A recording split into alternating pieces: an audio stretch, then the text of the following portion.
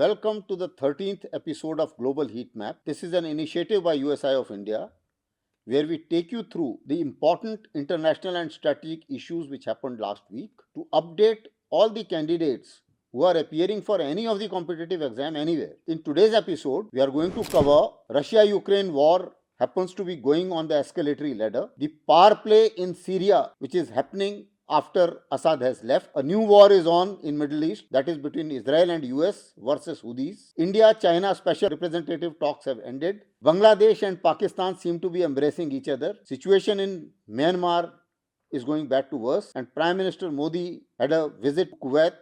We'll decode that as well. Coming on to the Russia-Ukraine war. To understand this war, let's understand as to what was the aim and what has been achieved as of now, especially in the last week. As far as Russian aim is concerned, the aim was very clear: capture Donbass, make a corridor and connect Crimea. At the same time, ensure that Ukraine does not join NATO. Now, so far, Russia has been successful in a manner that out of Donbass region, the Luhansk region has been captured almost 95%.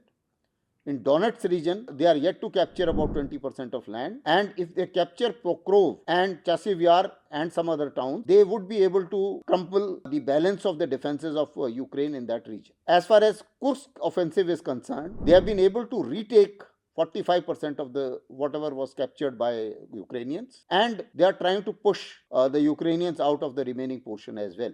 Although that's taking time because Ukrainians in that area are slightly in a better position from the terrain perspective. As far as the war is concerned, in addition to the front line, the standoff attacks are on. We saw very recently in last week, Lieutenant General Krylov was assassinated, and with that assassination, the clandestine missions are on both sides. Russia retaliated with a heavy missile attack in Kyiv. It is believed that the CIA and their Special Forces office was also targeted. The damage Ukraine has not given very much, but notwithstanding that, it's assumed that a fair amount of damage has taken place. After that, we also saw a reaction by Ukraine in a manner that there was a drone attack in Kazan, allegedly by Ukraine, and President Putin has vowed that will also be responded appropriately. We also see President Putin had a marathon conference which he holds every year, and few very interesting points came out. He did emphasize that Oreshnik missile which they have fired, there is no answer to that.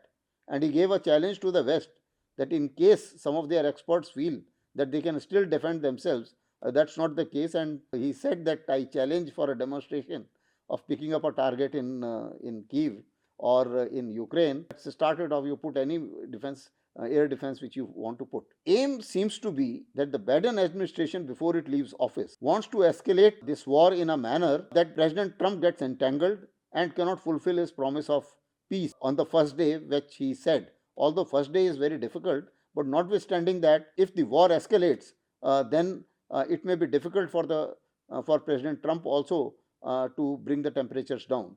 But notwithstanding that, the war is escalating.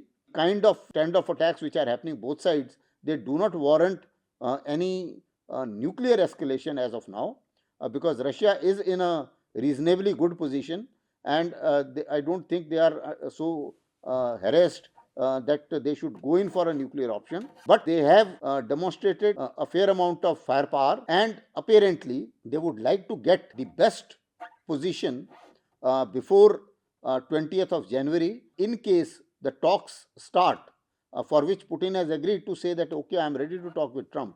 So then perhaps the talks can proceed from a position of advantage. Ukraine is also trying to defend itself in a manner that they do not lose too much before the negotiations start, and Biden administration is slightly worried their soldiers do not raise their hand before 20th of January so that they can at least leave office with some kind of grace. Coming on to Syria, Assad has left is a reality, but after that, after Julani has come in chair, a lot of things have happened. He had links with Al-Qaeda, he had a 10 million bounty from US on his head. Now US has willingly removed that bounty, and certain Western countries are ready to engage with him. Similarly, the two countries who are neighbors, that is Israel and Turkey, they are trying to make the best of the situation. Israel has moved forward. Golan Heights was already with them, with Mount hegemon with them. They have come ahead and they are trying to create a buffer zone, and they intend staying there till end of 2025. So therefore, Israel has intruded Syria after the regime change. Similarly, Turkey is also trying to create a buffer zone between them and Kurds, and also wants to take a pot shot at Kurds. Although Kurds have good relations with USA, because when they were fighting against ISIS, Kurds were very good fighters and they did help United States very much. Now it is United States' turn to pay back. Let's see what happens as far as this contradiction is concerned. But notwithstanding that, US is also striking some of the ISIS targets in Syria.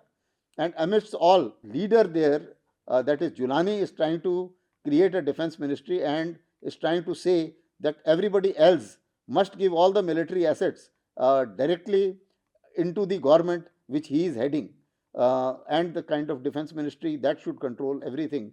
Let's see whether all different groups they agree to Julani or not. Only time will tell. Also, we find Russians had some bases there. They've got two bases in the Mediterranean. They are trying to shift their resources to these two bases and are also trying to work it out with Julani's government whether these bases would stay there or otherwise. In case there is a problem there, then maybe that these bases may get shifted to Libya or some other country. But one thing is very sure, that after whenever a dictator has left in any country, the country has never remained stable. Apparently, the same is likely to happen in Syria also. People have intruded. There are many groups. Various groups control various areas in Syria, and apparently that is going to be a divided Syria as we go. And how divided and how effective Julani's government will be, we will have to wait and see for some more time. At the same time, there is another new war on, that is between Israel and US versus Houthis. Now, Houthis have been targeting Red Sea very often. Lately, they have started targeting directly into Israel too. So they did fire a missile to Tel Aviv, which did create some damage, and it pierced through the air defense of Israel. Israel is also retaliating, and US is also targeting Houthis. And in that targeting, it was also seen that two aircrafts of United States were also down. Apparently, this happened because of the friendly fire. So therefore, Houthis are still on, and after Israel and US directly or indirectly have been able to degrade Hezbollah and Hamas, apparently Houthis would be next on the list, and let's see how it proceeds from here. There is also a fair amount of development which happens as far as which happened in Indo-China relationship. The special representative talks were held. There was a consensus, that is 6-point consensus was arrived at. The major points out of that consensus was that peace and tranquility must prevail. Kailash Mansarovar Yatra is about to start. Trade in Nathula Pass, that should start, that should recommence. Also, whatever was agreed as far as disengagement is concerned, the implementation of that must be overseen, and both sides agreed to take the talks further with their special representative being invited next year to India. Although at the same time, we also find that Pentagon has released some information to say that irrespective of the sweet talks which China is giving, the infrastructure development and build-up continues, and they have built up a fair amount of infrastructure and have not removed any soldiers from there. In fact, more and more infrastructure is being built. That's a separate issue, that on Indian side also a fair amount of infrastructure is being built. That could be information being given by Pentagon as they see from the other side. At the same time, Pentagon also relieved that China has made 600 nukes by now, and with the rate with which they are making nuclear weapons, maybe by 2030 they may have 1000 nuclear weapons. That's the kind of pace with which China is developing its nuclear arsenal. We also see for some more developments in Bangladesh and Pakistan. Bangladesh and Pakistan, the Prime Minister of Pakistan and Mohammad Yunus, they met each other. Apparently, they are embracing each other in a manner that certain checks which used to happen when Pakistanis used to enter Bangladesh, those checks have been removed. And similarly, the direct shipments from Pakistan and to Pakistan have also started. At the same time, within Bangladesh, we also see the High Court giving a decision in favor of Muhammad Yunus, giving some kind of validity to the caretaker government, and also highlighting the referendum procedures.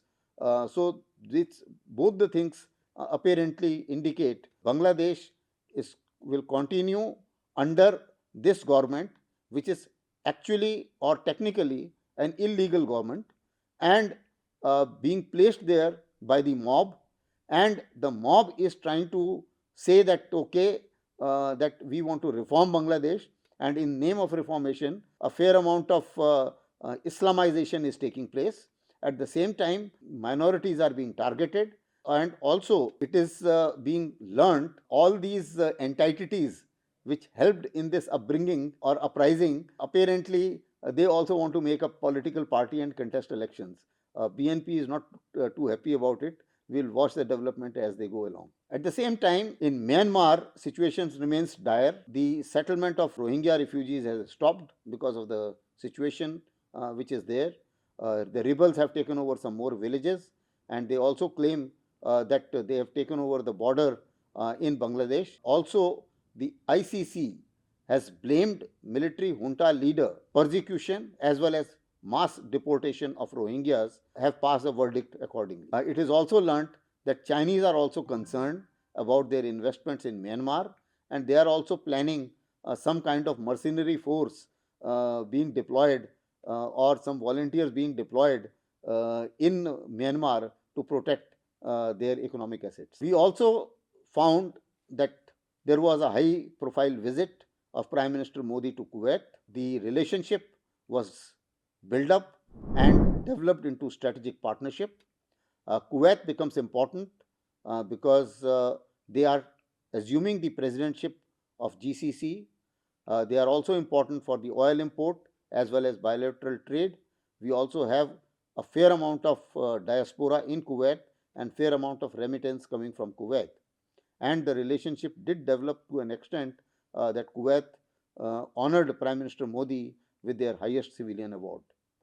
So these were the major news which happened this week, and we will come back to you next week with all the happenings which have happened in the next week.